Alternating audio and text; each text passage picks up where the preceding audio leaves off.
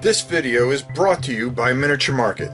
Thousands of board games, miniatures, and paints, discount prices at miniaturemarket.com. So my series on older games that I've been doing for quite some time has really dug up some things as I've gone through and started digging up things that I found as I've gone through certain things and as I cull things out. And you know, it's amazing how great and still cheap and affordable some of the older games are. Today we're going to be taking a look at an Avalon Hill game, a fantasy game called Elric. Now everybody knows who Elric the elf is.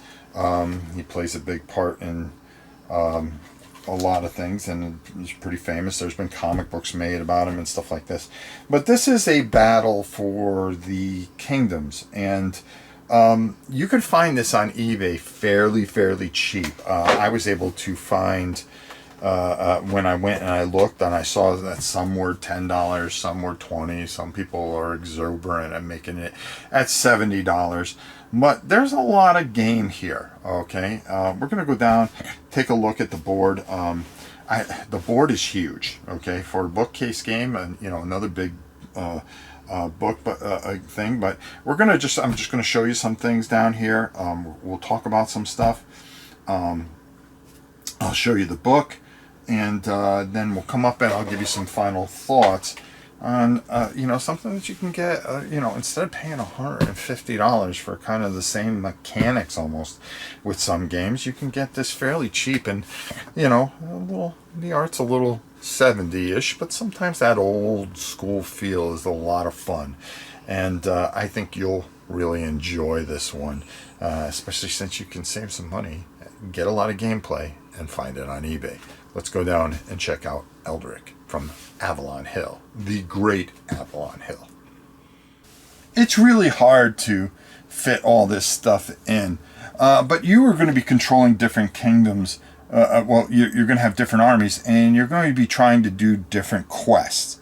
Okay, this isn't just like some kind of conquest thing that you think.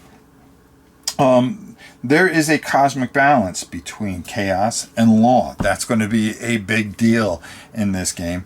And the game always goes to 10 turns. I don't know if you can see it here. I'm trying to fit everything in as best as I could. As you can see, very 70s looking type of board. But, you know, this is an older game that is really pretty cool. You know what I found in this box, okay? Is the old parts replacement thing, right? God, man, I've had some things for a long time, haven't I? Jeez. But Elric, it's not a huge rule book here.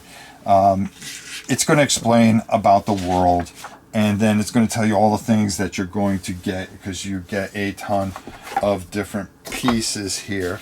And you know, you'll have different color armies. You know, here is a Bexaction. I can't even say the names.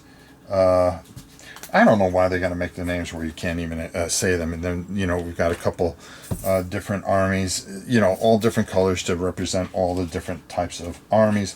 You'll have characters like Elric. You'll have generals and things like that, and special fleets that you'll be using as well.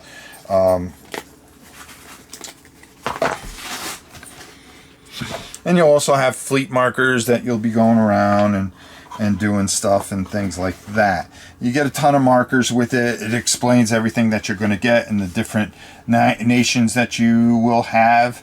Like I said, there's a bunch of different, there's certain victory conditions that you're going to do, which is very kind of different. The first victory condition is any player that captures the capital of Melibone. Okay, anybody that captures that, okay, there you go. If you catch Emperor or whatever they want to call that, again, forgive me for my butchering of stuff. If you capture that, you win the game. Any player that fulfills his scenario victory conditions wins. Remember that. If the world ends through a tipping of the balance towards law, the player has, and that player has the rune staff, they win.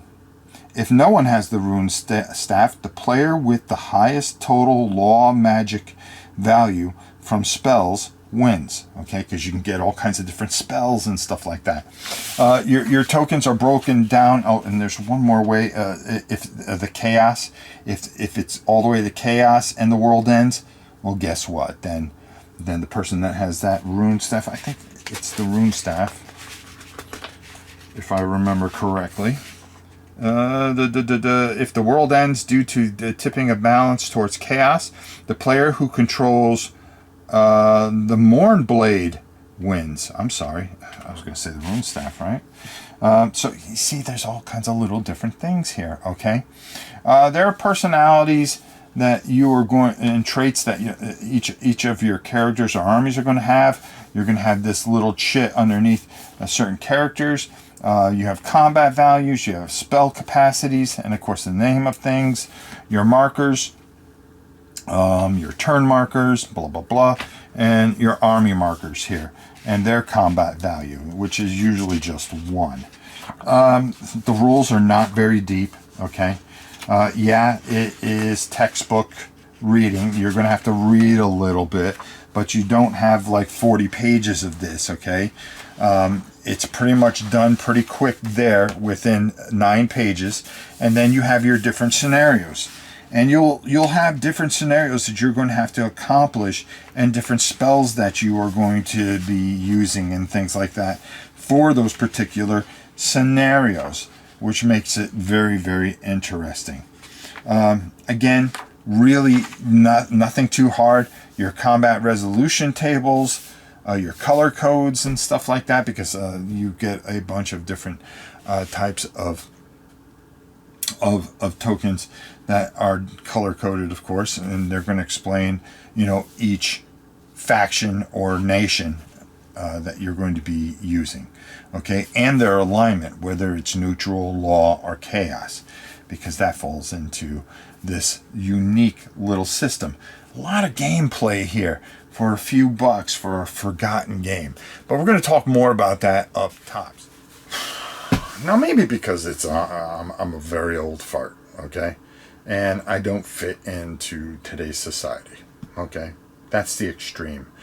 Or maybe it's just that sometimes those older games still hold up. A lot of them don't, okay, because the quality's so much better nowadays and stuff like that and all that stuff. But if you're looking for gameplay a lot of times, or just something to have some fun with, these bookcase games that you can find fairly cheap, and sometimes you can find them in a little bundle, with a few things, and really,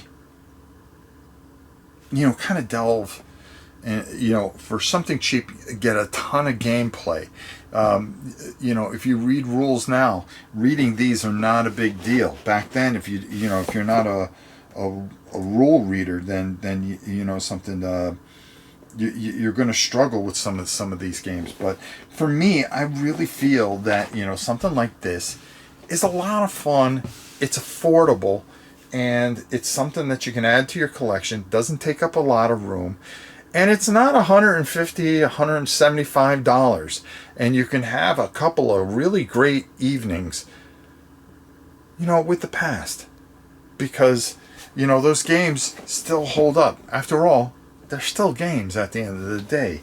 You don't need all the bells and whistles and stuff like that. Don't get me wrong, I love all the new stuff and everything like that, but with everything so tight for everybody, and people not having the money that they used to have, we try to do this little series so you could find some unique things and have some fun with your group or with your family, and really just enjoy yourself, which is some of the most important things that you could ever do. Until next time, it's your old pal Rob. We'll see you soon, everybody.